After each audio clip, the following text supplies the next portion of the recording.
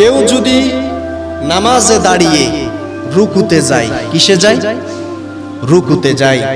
যখন বলা হয় সামি আল্লাহু লিমান হামিদা, আল্লাহ রাব্বুল আলামিনের, আমরা আল্লাহ রাব্বুল আলামিনের প্রশংসা করলাম। কার প্রশংসা করলাম? আল্লাহ রাব্বুল আলামিনের প্রশংসা। আল্লাহ রাব্বুল আলামিনের প্রিয় হাবিব বলেন, যখন মানুষ সামি আল্লাহু লিমান হামিদা বলে হে আল্লাহর প্রশংসা করে, আল্লাহ তার প্রশংসা শুনেন। সুবহানাল্লাহ। আমরা প্রশংসা করি কার? এবং আল্লাহ ওই প্রশংসা শুনে। সুবহানাল্লাহ। রাসূল বলেন, নামাজে এত বিশাল কি আছে, ফজিলত আছে।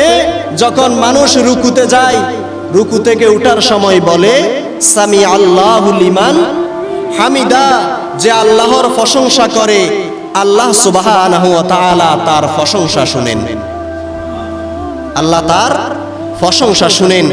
এরপরে যখন বলা হয় রব্বানা লাকাল হামদ হামদান কাসীরান তাইয়িবান মুবারাকান ফীহি, সুবহানাল্লাহ।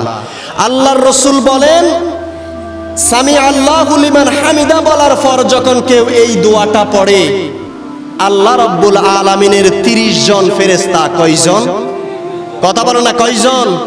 আল্লাহর রাসূল বলেন 30 জন ফেরেশতা ওই বান্দার আমলনামার মধ্যে নেক লিপিবদ্ধ করার জন্য প্রতিযোগিতা শুরু করে দেয়। শুধু কি বলে? সামি আল্লাহু লিমান হামিদা রব্বানা ওয়ালাকাল হামদু হামদান কাসীরান তাইয়িবান মুবারাকান ফীহি। আল্লাহর রাসূল বলেন, এটা যখন বলে 30 জন ফেরেশতা প্রতিযোগিতা শুরু করে দেয়, কার আগে কে তার আমলনামার মধ্যে নেক লিপিবদ্ধ করবে। তাহলে এই নামাজ আমাদের পড়ার দরকার আছে না নাই? আর একটু জোরে বলেন, আছে না নাই? কারণ আপনার জীবন পরিবর্তন করে দিতে পারে এই নামাজ।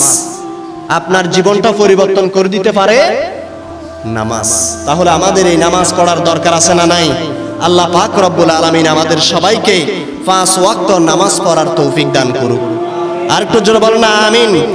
এইভাবে যদি আপনি একের পর এক নামাজের সিজদার আলোচনা করেন, আপনি নামাজে দাঁড়ানো অবস্থার আলোচনা করেন, আল্লাহর রাসূল সাল্লাল্লাহু আলাইহি ওয়াসাল্লাম নামাজের দাঁড়ানো অবস্থায়, রুকু অবস্থায়, সিজদা অবস্থায়, 2 সিজদার মাঝখানে এমন এমন কিছু ফজিলতের কথা বলে দিয়েছেন, তা আপনি আর আমি শুনলে অবাক হয়ে যাব।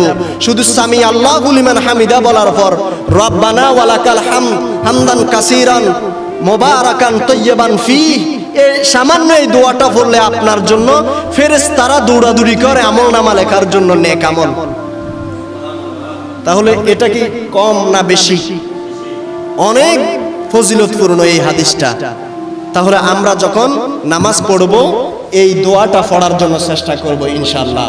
আল্লাহ তাবারক তাআলা যেন আমাদেরকে এই দোয়াটা পড়ার তৌফিক দান করে, বলেন আমিন। আর একটু জোরে বলেন আমিন।